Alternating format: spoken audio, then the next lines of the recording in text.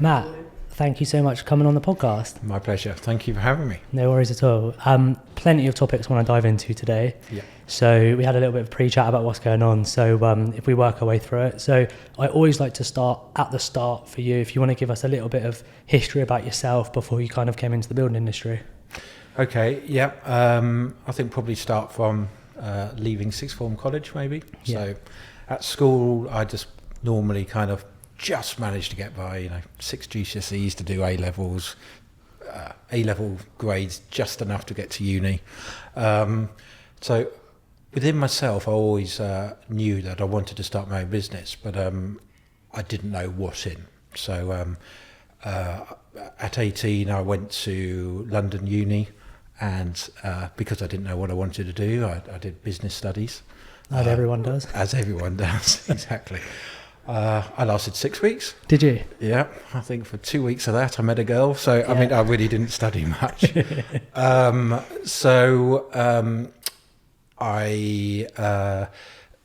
left, and obviously my dad wasn't too amused. So I then got a temp job with a local firm to this town called Associated Asphalt, which is a civil engineering company. And basically I was holding a staff, through rain and sleet and whatever. It's a pretty miserable existence. And then one day we're on an A road, I think around Woking or something, and this guy turned up in his BMW, got out with a smart suit on, and I thought, ooh. And I said to my boss, the engineer, I said, well, what does he do? And he said, oh, he's a quantity surveyor. So I thought, oh, I'll have a bit of that. So the next day I drove up to Nottingham. I heard there's 3 women to every guy or something like that.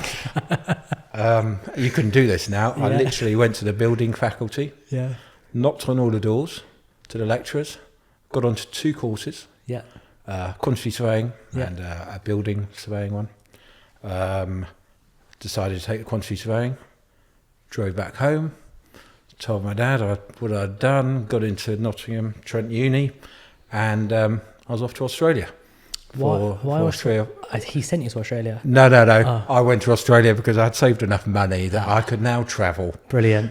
Come back from travelling and have a uni place. So I think travelling is really important I did it briefly, by the sounds of it, not as long as you did, but I did it very briefly. I went through Asia, and I think in terms of like life experience and cultural experience, travelling is really important. It's massive. Yeah. My youngest daughter's done a lot of travelling, and you see different areas, different politics, different economies. You meet people, and I do think you come back more of a grown up. You do. No, I completely agree. So I went with my partner at the time as well, and she wouldn't mind me saying, but she was a little bit reserved before she went out, and she came back like just a little bit more free and like within herself as well. So it was important for her and important for me. It's important for any like younger person who wants to obtain life experience, cultural experience. Like I said, traveling is definitely the one, without doubt. And I feel like Australia is the main place people want to go. It was when I was that age. It still is now. And now it has come back again. Oh, has it gone round? I think it's gone full circle. Yeah. Because I think in between Thailand became very popular. That's where I went, to be honest with you. Cambodia and things like that. So, I agree with you. Yeah. So you went to Australia for a couple of years by the sounds of it? No, only for a few months. So I went back, I came back for the September so I could go to Nottingham to go to uni, where I was studying quantity surveying. And then, so did you do your full uni degree at Nottingham, did you? I did. I did quantity surveying, and then I did an additional year in building management. Oh, okay. So I had building management and QS background. Yep. Leaving uni, there weren't many jobs around, as I think it's the same now. Yeah. It's really difficult for graduates. I went back to the civil engineering company that I worked for after I dropped out of the first uni in London, and met with one of the directors who I worked under, and he put me forward to a couple of companies. So, it's sometimes who you know, not what you know in that situation. Unfortunately, still that case, I think. Still is. Specifically in our industry, it is a case of who you know and what you know. Like I've recorded a few podcasts now of people who, like, their client base stems off relationships that they had either previously or relationships they've formed like recently as well. So primarily it is who you know, not what you know. Unfortunately, but Yeah. it does help. So they managed to get me a couple of interviews, and I joined a company called SQ.FT, which was basically a civil engineering company, but as a QS there. It wasn't the best job in the world. No. It was midday to midnight, 6 days a week, plus an hour commute each way. Again, in the rain on a motorway, it just wasn't very fulfilling. However, it gets you experience. What it did teach me is that I didn't want to be in civil engineering, and I didn't want to be a full-time QS. So I applied for other jobs, and I was thinking, I even took a pay cut and went into project management, which was a more rounded experience. And I joined a company called Anchor Housing Trust, which basically was a charity, but it gave me a great learning experience because I did everything from doing a set of drawings, the scope of works, going out to tender, getting all the quotes in, appointing the contract, managing the works. Small scale, but it's the same philosophy, whether it's a big job or a small job. Same concept and valuable experience as well, because not a lot of people who will go from concept through to X or concept to completion or however you did it. Yeah. So valuable experience to be able to do that. Exactly. So I did that for 2.5 years down in Worthing. And as I said, it gave me a really good project management experience, and it also helped out a lot of elderly and disabled people down there, because it was more like extensions and ramps on buildings and things like that. Then I went to work for a company called City West, which was a design and build company based in Reading. It was actually my brother-in-law's company.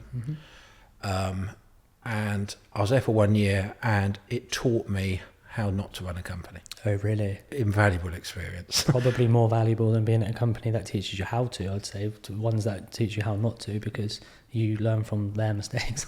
You haven't got to make them yourself. And I take it through now. Yeah. Every day I do the opposite of what they did. Because it's my brother-in-law's company and I saw how he ran it, it obviously caused some issues, or put it this way, it didn't cause issues, it shed light on some things. Wow, yeah. Because what they tended to do was they would win a contract, and the two directors would go and buy themselves a car, and or whatever they wanted, and we just had subcontractors banging at the door wanting payment, and it was, it just wasn't for me. It's a unsustainable way to run a business, I think, because if you're not paying, subbies, like every business, basically at the core of the business is the subbies that they use. So if you're not paying them or not treating them right, they're going to go elsewhere. And how are you supposed to develop trustworthy relationships with supply chain? It's nigh on impossible. 100%, and that's what I've taken through, is we pay everyone on time. Then when you need something done really quick, they'll jump for you, because they'll know they'll get paid. 30 days later, on the dot, they're paid. And that's an issue with the industry, is the payment side of things. So the guys who do pay on time or even before, if they have no issues with the people paying them, they're always going to jump for them, because they know that if they don't jump for them, the people that they're going to start using someone else. And then if the subby does go elsewhere, they're at risk of working for someone who's not going to pay them. And with a big bit of news that's gone on recently, and other companies that have unfortunately gone under, there's a lot of supply chain that have gone with them. So it's I know, it's desperately sad. It is really sad. It's infuriating to hear it. So the fact that you pay people on time is obviously quite refreshing to hear. Yeah, very, very important to me. So that was probably the biggest lesson to learn. And also, I'm talking about mid-90s here. So design and build was a very different industry then to what it is now. Yeah. It was, charlatan's not the word to use, but it had, it didn't have skilled or professional people in it. Today's D&B industry is very, very different. It is, and I think also nowadays everything's under a spotlight. So if there are charlatans out there, then they're magnified because of the industry we're in, and because of the world we live in nowadays. You can't really get away with anything. Not that you'd want to get with anything, but any corners cut, then they get exposed, and then everyone hears about someone who's done a bad job. No one ever hears about the good jobs. Everyone hears about someone who's done a bad job. Exactly. So I lasted at City West for 1 year. It just wasn't for me, because he was my brother-in-law and he gave me a chance. He was a bit upset, but got to look after your own career. And then I was very fortunate. I actually then joined a company called HQ Global Workplaces as a project manager. Now, HQ Global Workplaces were two words, serviced office provider or flex space provider, co-working, the buzzwords now. And that was in 1998. And back then in the flex market, there was only three providers. It was HQ, who I work for, MWB and Regis. And you look today, I was reading an article, 25 million square feet in London of service space, 60 operators. There are 650 different serviced offices. Wow. And growing, all the landlords getting into it. So it stood me in a very good position for today's market post-COVID, because there were very few people who have flex space experience from 1998. Obviously Mark Dixon for Regis, which obviously had his own company, and there's a couple of people that I worked with back then who are still in it, but there are very few of us. So it has been a bit of a USB for us. So what did your project management role entail? Was it? Well, I was client side. Okay. So basically, we were opening a building every month. So it's very exciting times. We had a very entrepreneurial MD at the time called Peter Kershaw, who and Peter Allport also. Peter Allport was the sales side. Peter Kershaw was from the property side. Made a lot of money. He sold the company twice over, and he's done very well for himself, and deservedly. So I'd be client side basically with a team of consultants. We'd go out to tender, appoint a contractor. Ironically, a lot of our work was done by ISG back in those days, because Peter Kershaw came from Stanhope, which was the break off to become our Interiors Group. Yep. David King, who was that person who did that originally. So it was basically going to the sites, managing it from the client side, making sure it's finished, handing it over to the operations team, so they could do their centre readiness, put all the desks in place, all the flower plots in place, everything they need to do on the marketing side. And then my role became also on the facility side to make sure that all the maintenance was done. It was very exciting times, because we were opening a building every month. So rapid growth. Yeah, rapid growth. Regis at the time were one every 3 days, Yep. so we weren't quite as up there. One every 3 days. One every 3 days. Wow, that's incredible. So we had quite a few London operations, some in the Thames Valley. Then we went up to Manchester, Edinburgh, and then we decided to expand across Europe, which we did: Madrid, Frankfurt, Munich, Paris. And then a year later, it didn't really work out. We had to go around closing them all up. Oh, really?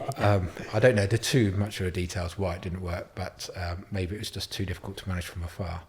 But they were fun times, really good colleagues, got very happy memories, and they're still my client today. So I'll explain that bit. But so they are a company that's close to my heart. So HQ Global Workplaces eventually became Leo, EOG. They're now known as Argyle today. So I was there for 5 years, as I said. There was a dot-com crash in about 2000. People were starting to be made redundant. It wasn't going quite as well as before. I asked if I could be made redundant because I wanted to set up my own, basically, consultancy. They said no. So what I did is I worked for my employee during the day, and then weekends and evenings I did planning, applications for local residential friends and things like that. Some, moonlighting type work to get enough money up to give me 6 months' salary, Sure. to be able to, in a year's time, go. See you in a bit. Right. Yes. I'm going to ask again. Yeah.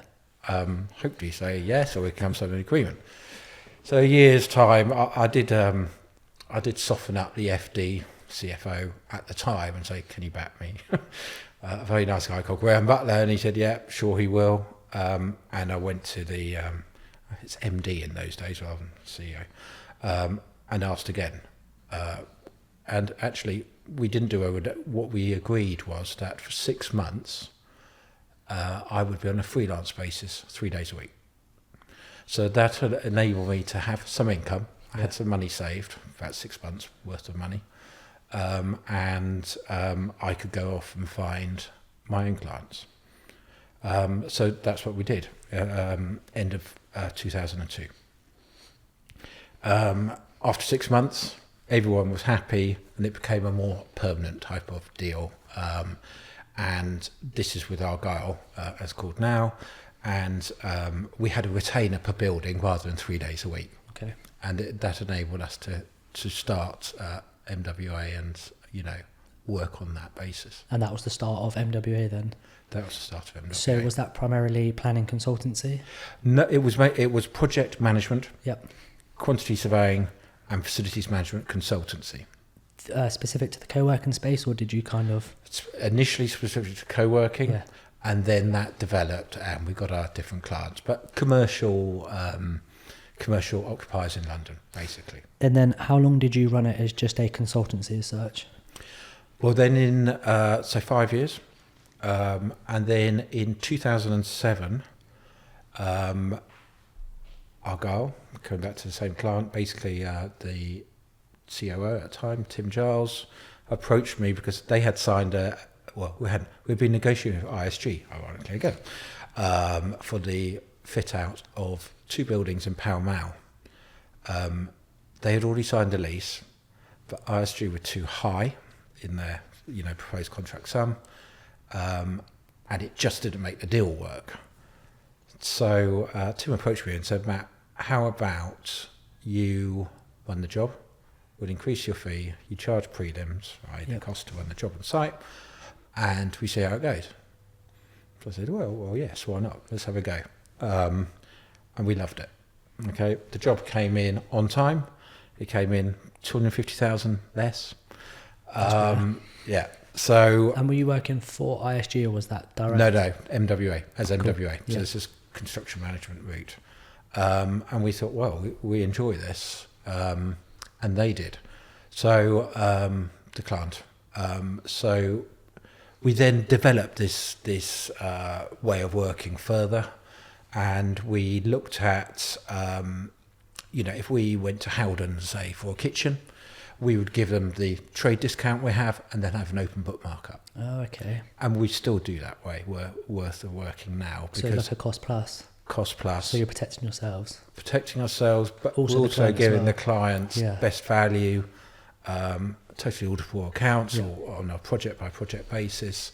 And, they're not getting they're getting our rate. Yeah. How did Plus a markup. you find the reaction from them? Because sometimes did they have like a budget limit that they would go up to in terms of the cost plus, or was it more like, we want this, we'll run open book, and whatever it gets to, you're still going to get this, but No, it will be costing the job beforehand. yeah, sure, Based okay. on a open book basis. Yeah, sure, okay, So then they could sign it off or value engineer where they need to. sure.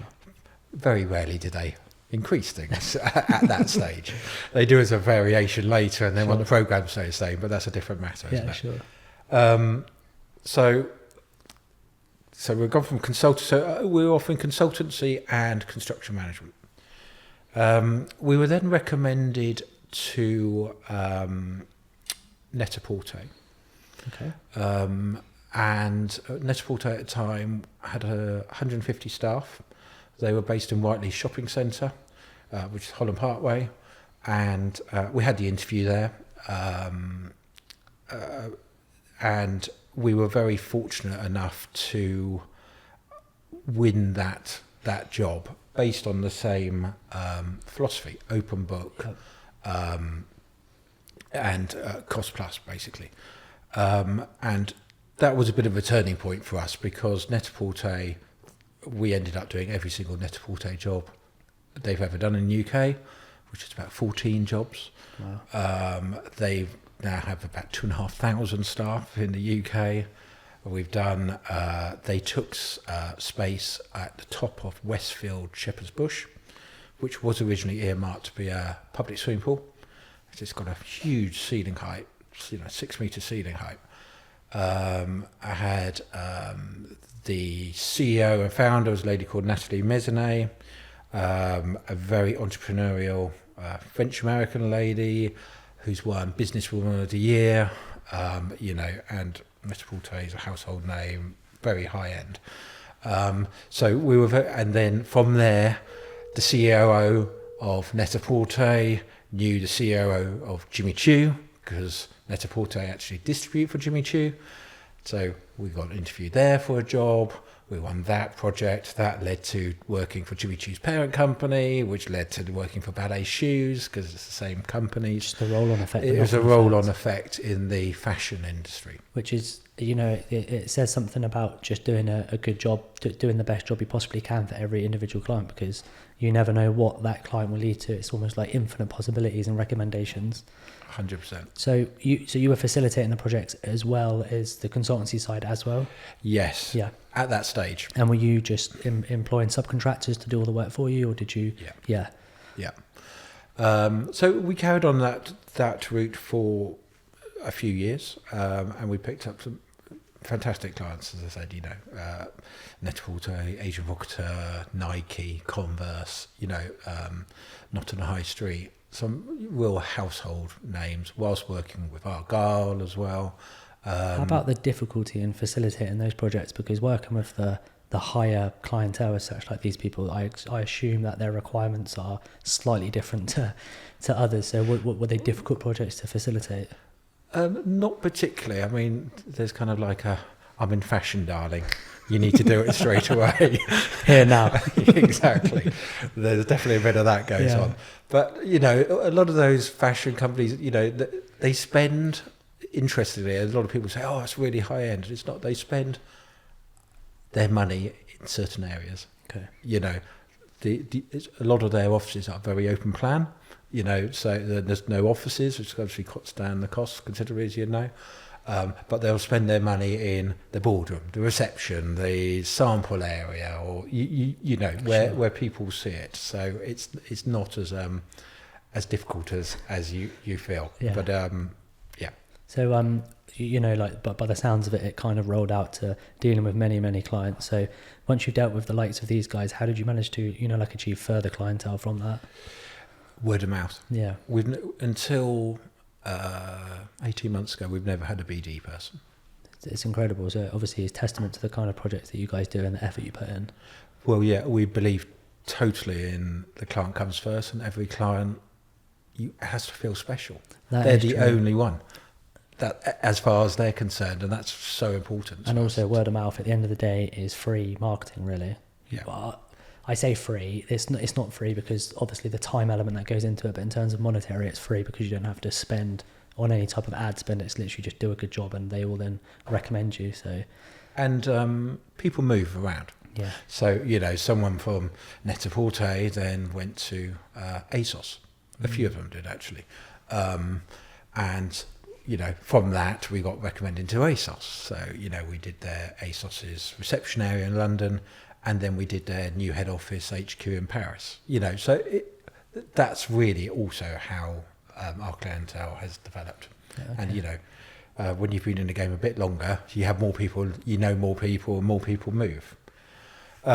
So that was our way of working for many years. And I do feel like we've tried to move to the times. Just winning a job on a project management basis is tough going, and there's some big boys out there. Why would they go and, come to us necessarily? Quantity surveying, it's a valid qualification and trade, but, is it a dying, skill slightly? I think it's good if you can combine the both together. You get two in one. So we're thinking we want to go into more design and build. And we were starting to go that way, and then COVID hit. Yes. So, and then basically everything stopped, as everyone knows. I just want to touch back on the project management side. So obviously you were in project management for a long period of time. How has it changed from then to now? And, you don't have to answer this if you don't want to, but like, you know, there's a stigma around project management, which I'm sure you didn't do, of that, you know, they accept the backhanders, or they accept something to be able to take projects. So was that more prevalent then compared to now? I don't know about now because I'm not in it. But some D&Bs will put project managers forward. Yeah, because so I wouldn't necessarily say there was backhanders there, but if you could keep the seat warm for them to get the job, I think that might not have been unheard of. Yeah, sure. And it's, you know, that's been a big issue in our industry. You know, sometimes you could spend a fortune tendering. You know, it's a lot of work, and you were never going to win it. I mean, we're by no means am I going to mention any names or anything, but we have experienced recently where, in my opinion, I think something like that has happened with a tender that we've put out. So, yeah. And it's just not fair, is it? It's not, especially because you genuinely believe that you're in with a shot, and, you know, like you said, the time element that you put into the tender, the facility, the energy, the time of different staff, estimators, designers, everything that goes into it. And then, like, you get to the end and you're kind of thinking that was all just a waste of time, and we were never going to win the job. I'm not so sure. It's PMs, agents, especially less so now. I mean, the big boys, I don't think any of it goes, and we've never worked with agents until we are trying to get on with agents now, because obviously that's a great source of work. Sure. Since we've had our latest BD lady for a year, and, you know, she's opening a few doors, but you have the agents put someone forward, so you don't know if you're going to win that job because they might be pushing someone else, and, you know, that's frustrating as well. I'd hope not, but I suppose that's the risk we take, isn't it? That's the risk we take for these sorts of and things. Some people will recommend you more than other people, and that, you know, and that the adage again is do a good job. Yep. You know, as far as I'm always concerned, is if you do a really good job for someone, you don't need to wine and dine them. I've never been like that. Yeah. Just do a really good job, act for them, make them look good, and they'll come back and use you again. Yeah, it's a great philosophy. So, by the sounds of it, COVID hit. And that COVID hit, we were just doing quite well. Yeah. Again, we changed what we did. Yeah. We didn't lose money in COVID. I didn't pay myself. Yeah. We made a very small sum, but we were literally putting stickers out. Yeah. We would do anything we could. We were doing plans for people. We were doing the 3 meter rule stickers everywhere, and glass screens, and doing whatever we could, as everyone was. Sure. Shame we couldn't have just become a PPE supplier, really. Could have been retired by now. A few of those are getting caught out, though, at the moment. Yeah, they are. We won't go into that, though. But by the sounds of it, it pivoted then during the COVID period, the business. Yeah, well, we decided then to go design and build. Yeah. And that's it. Forget the construction management arm, forget the PM arm and the QS arm. But we needed a bit of expertise in-house. There was a company in Ascot called CBS Interiors who was struggling. So we, and then they went under. So basically, it sounds quite ruthless, but it wasn't really. We went in and bought the assets, their domain name, the IT, and a couple of their key staff. Yep. One particularly called Alan, who's still here 4 or 5 years later. He's our projects director and furniture director, and he had 25 years D&B experience. All our work previously was in London, because that's where my contacts tend to be. Difficult market, that one. Yeah, and his contacts are in the Thames Valley. Okay. We're 6 miles from Reading. We've never done a job there. I mean, it's mad, isn't it? Because Reading's a big old town with a lot of business. Plenty of work going on there. So that's opened up. So now we can legitimately say that we serve London and the corridor, the Thames, the M4 corridor from there to Oxford. Yeah. So now we're working in places like Maidenhead, Slough, Basingstoke, places like that, which has opened up more doors, different types of clients. So how come you wanted to go into the D&B rather than the project management side of things?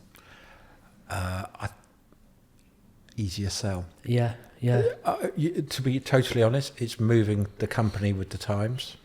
As I said before, the D&B industry is a very different industry. I think it reflects more what I'm like about being professional, trying to do a good job, Yeah. not trying to do a fast buck. Yeah. And also, having been a PM, it was very interesting because I could see how design and build companies were working. So I could take the good parts and the not so good parts. The good parts were, some of them were machines with infinite amount of designers, estimators, contracts managers, fantastic. The less good side is sometimes they'd win a job and the director was never seen again until the champagne was popping at the end of the job. Take all the credit. Their aftercare was non-existent Yeah. because they were looking at the next job. Mm-hmm. They didn't want to do any small jobs under 100 grand. Very familiar pattern with some D&Bs. And I understand why, because sometimes they just cannot make enough money from it. You know, by the time you've got all the health and safety, or you're up against a two-man band who do the work themselves, you're never going to win it. That is true. But that's again where we're different. We'll take a wall down at £1,000.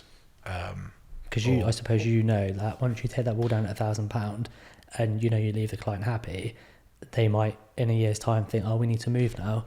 We've got £250,000 budget. I remember MW actually, they took that wall down, they did a very good job. Let's favour them and let's give them a chance to price it. 100%. And that's what it's all about. Yeah. And also we offer like a space planning service. Yeah. So we charge a minimum amount, covers our costs. So if they need to change the office around, we kind of know what's going on. Yeah. And we can talk to them and then say, look, we'll put a budget to it. And they might not use us, but they might do. At least we're in with a shout. Of course.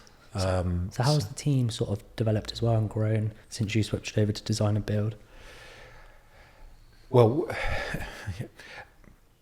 quite interestingly, I always like to have a PM, involved from start to finish, which is very un-D&B. Yeah. It's pre-con and then delivery.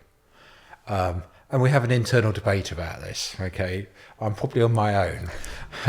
But I used to find it very frustrating if I had someone I really got on with, and then as soon as the contract's signed, they disappear, and I'm stuck with someone else who doesn't know what the previous guy did, or maybe we didn't get on as well, or know the history on it. So we have a bit of debate about that, but we are really conforming and going, pre-con, delivery. And then we have project coordinators who are in the back doing a lot of the donkey work, a lot of the chasing, a lot of the orders. We have a separate PO person. Yep. We built up a really good design team now of 5 internal and 1 virtually full-time freelancer. So we can cover all bases there as well. So you've got quite a big team by the sounds of it. Yeah, we're about 45 now. Okay. But we've set up a facilities arm as well, which is where I think we are a bit different. So come back to the regular client, Argyle, who I worked for 22 years ago. And they approached us and said, Matt, a contact of mine headed up buying back the company about 3 years ago. And they had taken all the FM in-house, and they didn't want it in-house anymore. They wanted to re-outsource it.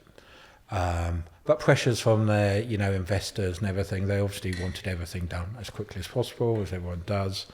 So I think within a period of about 10 weeks, we agreed to set up a facilities arm for them, which involved 2Ping staff.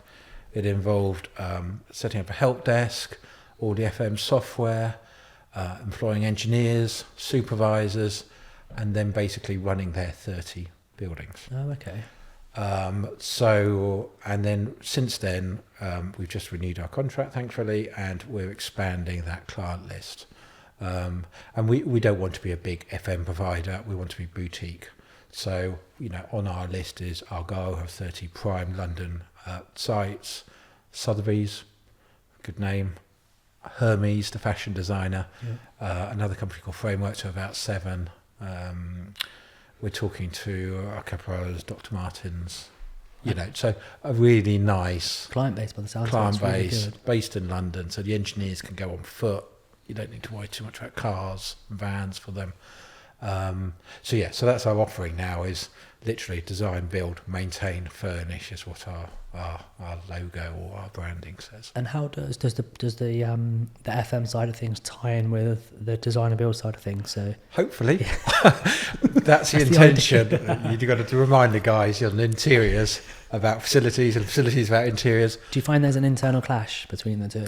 There isn't really. It's just the mindset, because they're in their own. But if you're thinking about it logically, and this is how we're trying to work things, if we're design team, we're designing, get facilities involved, where do you need access hatches, things like that, maintenance side.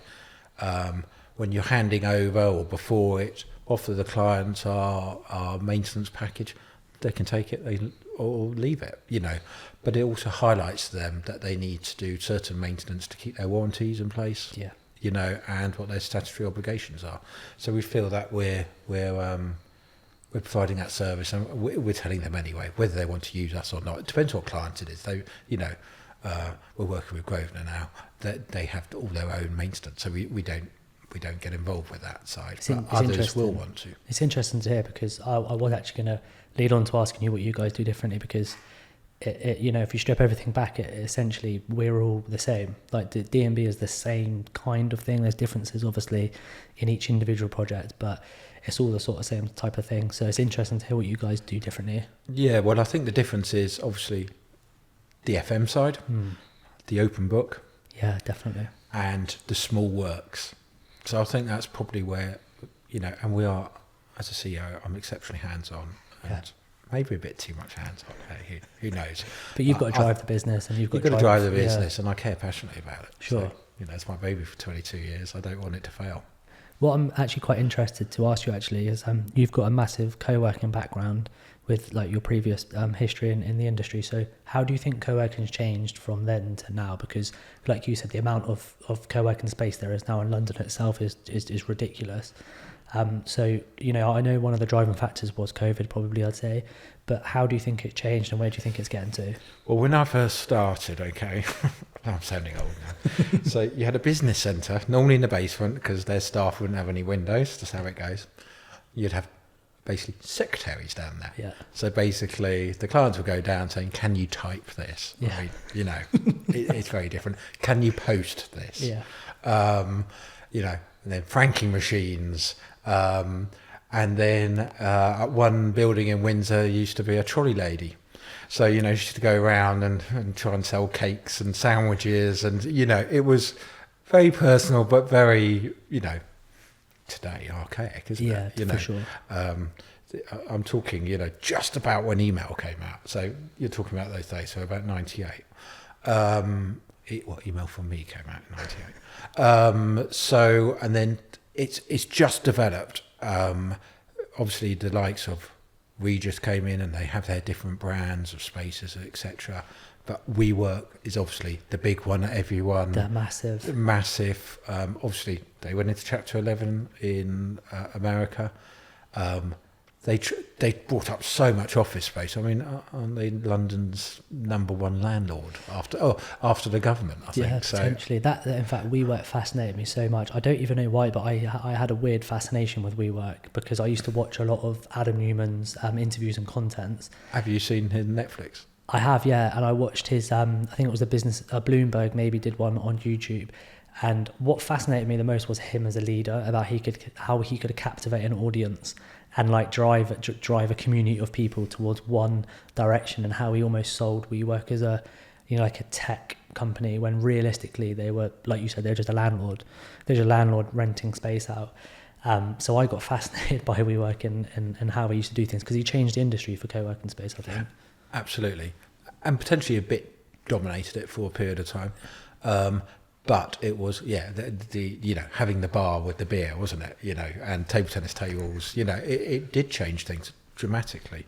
And probably for the best, let's be honest, because you look at some providers, the Fours of the world, TOG like that, Together Now, fantastic space. We had one of their offices in Hammersmith for a while, and it's fantastic, top floor, views over London, all the facilities you want, gyms and what have you. So they've really changed. I mean, but different people are doing different things. So we're working with Grosvenor Flex at the moment. They're basically, they call themselves Flex, but they're basically really 3-year deals. Yeah.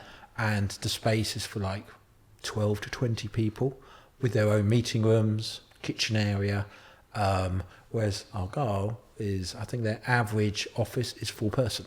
So people are doing different areas. Some others used to leave open plan space to carve up as and when clients looked. Yeah. But I don't think people have the imagination to do that. I think they just want to see it.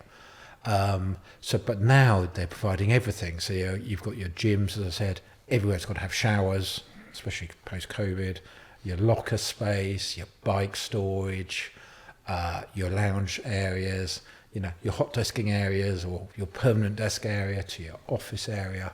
And some have honesty bars, What's that?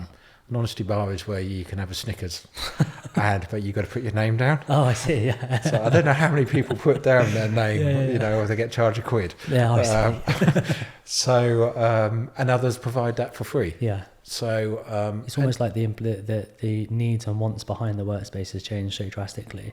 It's almost like an employee-led industry now, where there's so much more demands to what they need from being at work because of the whole they were working at home, looking at it from a holistic perspective rather than just like in the office industry. Like, people were working from home during COVID and coming back, they demand separate things and certain things, and in co-working, because it's so competitive, there's so many out there, they need to be providing the potential clientele or the people who are going to use the space with a lot more. So like gyms, like you said, and whatever else, bars for people to drink at. And the guy I referred to at the beginning, who was my boss when I started out in Flex Space, Peter Kershaw, he always used to say, you've got to please 90% of people 80% of the time. So if they go into your serviced office, most people have to like it. There's no point in putting some purple on the walls that most people go, we don't want it.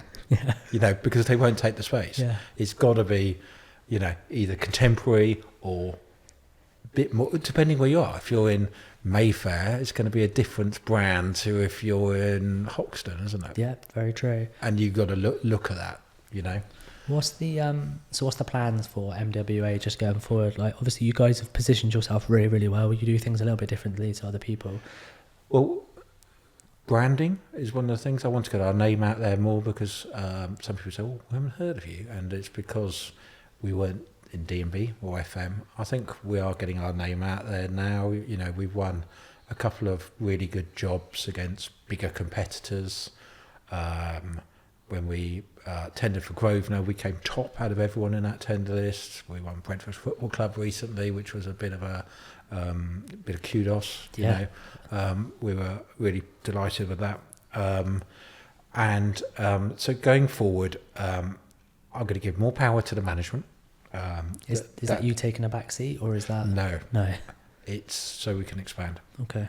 Because I feel that we probably got to a stage in the company where just me driving it. My wife is also a director, but she works part-time in the business, but she's HR.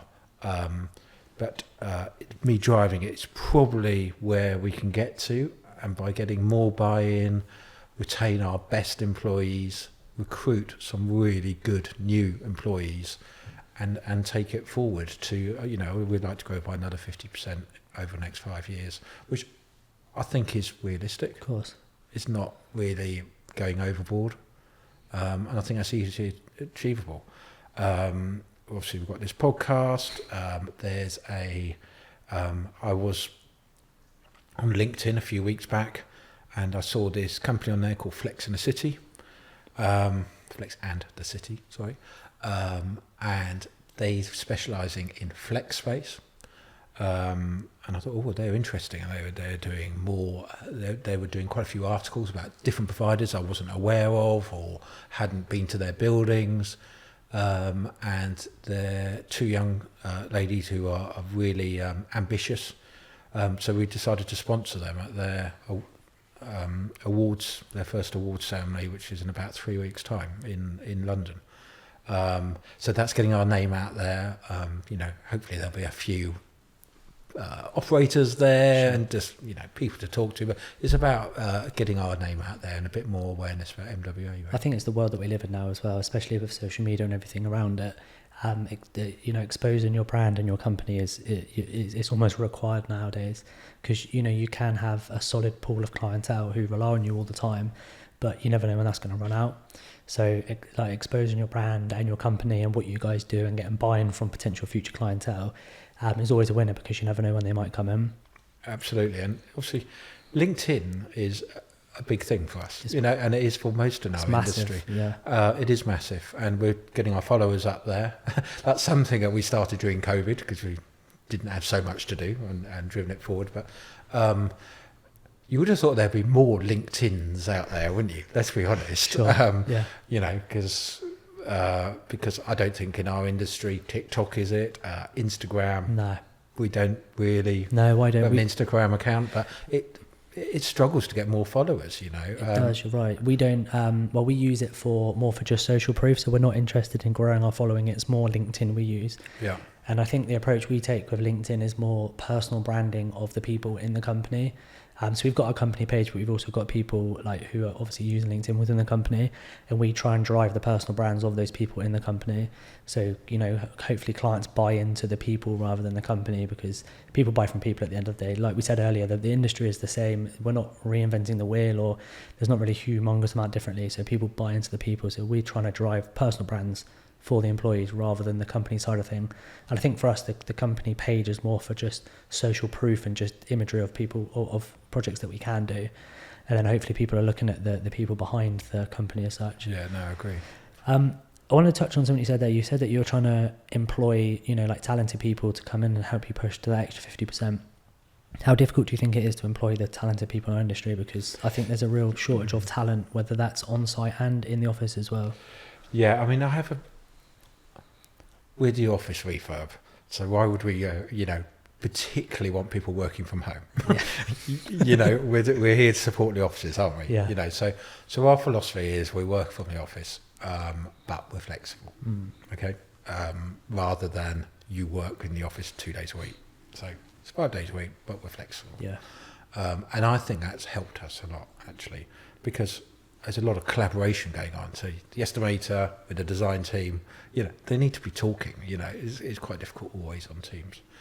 Sorry, what was your question again? No, I was basically saying that, you said that you were going to be employing some new people to help you drive it. So talented. So based where we are, which is non-London, only 30 miles, it's quite difficult. Yeah. It is difficult.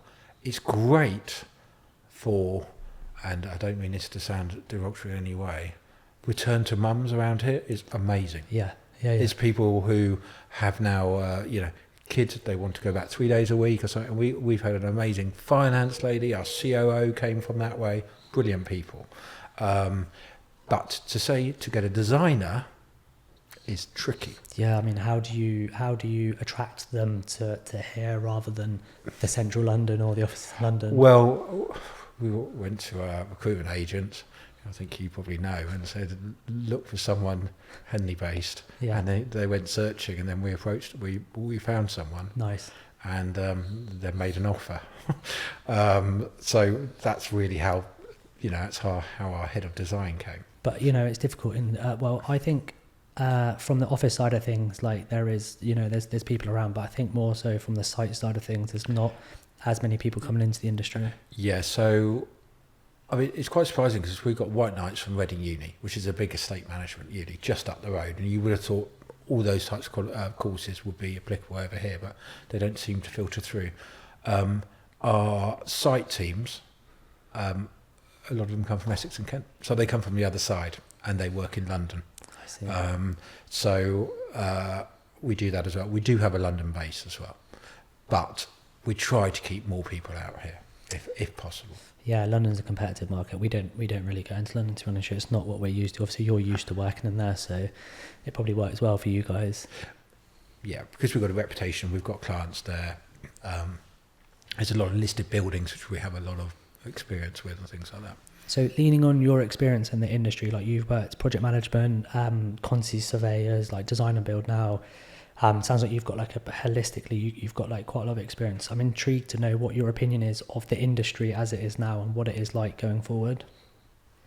The good, the bad, the ugly, whatever you want to comment on it.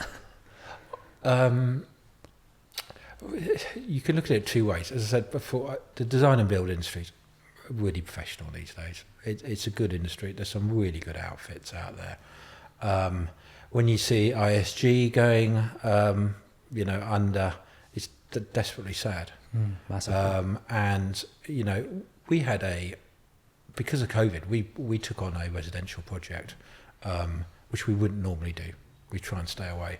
And we on a small scale were tied in to a fixed price lump sum contract, basically. Yeah, dangerous that. And then inflation went up to 11%. Yeah. And the whilst contract material does go up. prices went up 42%. Talk about a sure way to lose money. Yeah, and that contract value doesn't go up by 12 or 42%. It goes up by nothing. Yeah. So, and it was stressful. And that's the first time we've really ever experienced a really stressful project like that. And then you're looking at what the CEO of ISG has said, and whether it's true or not, they're blaming a lot of the pre-COVID contracts that caused them a lot of pain, and hence the subbies didn't get paid. And Carillion and whatever, 10 years ago went bust. So I don't know if we learnt our lessons. Someone put a very good article or response on LinkedIn, which was, the construction contracts need to change. Sometimes contractors are treated like they really are bottom of the pile. You're right. You are so right. Like it's actually it's frustrating as well, because I think we've touched on it earlier as well. Those contractors that they are considering bottom of the pile are the reason that the big boys are top of the pile, because they're nothing without those contractors. So if they're burning the relationships, not paying them, and burning bridges with them, like it's and they don't get paid, and then the thing is they don't see the knock-on effect, so they will never see that companies like the stress and the financial issues behind the scenes that they're experiencing, which the directors of these smaller companies are taking home of them, and the knock-on effect is. I mean, the government brought in some legislation a few years back about paying small subcontractors quicker. I don't know if that's really ever taken effect, but I think the client and the contractor need to be more collaborative. Valuations, waiting for your certificate, then invoicing, then being payment. It's a long period of time. Whereas all the subbies, because they're worried about someone going bust them, want deposits. So it's stress. It puts a lot of stress on contractors' cash flow. And there's got to be easier ways of making money sometimes. You think? So I don't think that's changed, which is disappointing. I think the D&B industry is far better. But when you read the Grenfell report, which I read, I didn't read 1,700 pages of it. I read summaries and went to actually an adjudication seminar last week as well. It was cover up after cover up by three particular subcontractors, obviously a cladding and two insulation contractors. Wrong certificates were issued to try and cover up the damage of central government. The tenant organisation treated their residents appallingly. They had 111 out of 142 fire doors weren't up to standard. Really? No closures. It's shocking. Yeah. No fire risk assessments were up to date. And 72 poor people died. It's a shame, and I suppose that might link back to what you were saying earlier about charlatans in the industry back then, who were sort of winging it and just getting by. And obviously that's come and bit them on the arse, and it's so sad what happened at Grenfell. I mean, I don't know a humongous amount about it, just surface level. I mean, one of the other things that they came up with, one of the summaries was, building control. Should they be commercial outfits? Question mark, or should they just remain with the council? There's a huge change to building control this year, especially like you guys. I'm sure you guys have experienced that. Oh, massive. It might be a bit of an unpopular opinion, but I don't actually that the independent building control contractors or companies as such, I fail to see the point in them as such. There's going to be a lot of people who probably disagree, but if they're now putting the like all of the onus on the designer, the principal contractor, and for some respects the client as well, and all they're doing is basically just sign a certificate. I don't really see where the point is of them, to be honest with you, because like you can just utilize your local authority for stuff. I know that they might be quicker, but it's a bit of a warped thing at the moment going on with the building control. Like it's changed the way that we've worked, and I'm sure changed the way other people have worked. Whether for the majority of it's for the good, to be honest with you, because it's tightened up rogue trades, because like those types of people won't be trading anymore, which I completely understand that. And it's made people trade more legitimately, more by the book. But then again, like those independent building controls and private companies as such, they're shifting the responsibility now to the likes of you and I and the people who are facilitating the projects. So it's an interesting one. I mean, I like to think the whole industry is a lot more professional. It is. You always, we're in commercial. It may be a bit different. I can walk down the street and see on residential, people up scaffold, no PPE on. You see it quite often, you but in the commercial market, I'd like to think that it's much better. It is a lot better, and there's always going to be problems anyway, like especially with health and safety, because like you can enforce health and safety literally as much as you possibly can, but at the end of the day, when someone's not looking and someone isn't wearing something, then you can't really do anything about that. But yeah, health and safety has become a lot more onerous. Yeah, it has. Look, Matt, thank you so much for your time today, by the way. It's been super intriguing to listen to you and listen to you guys as a company and see what you offer. You've had an illustrious career, obviously, so you know almost everything that's gone on in the industry, from the project management perspective and now into the design and build perspective. And it's interesting to hear your point of view of where it is and where it's at and plans for MWA going forward. So I just want to thank you so much for your time today. And I wish you all the best for the future. Thank you for going to see me. Thanks, Matt. Pleasure. Cheers. Bye. Boom. Cool. 15 minutes. Nearly a bang on an hour. That flew by. Yeah, I know. But Thanks for that. That was all right. Yeah, mate, you did really, really well, considering you've never been on camera before.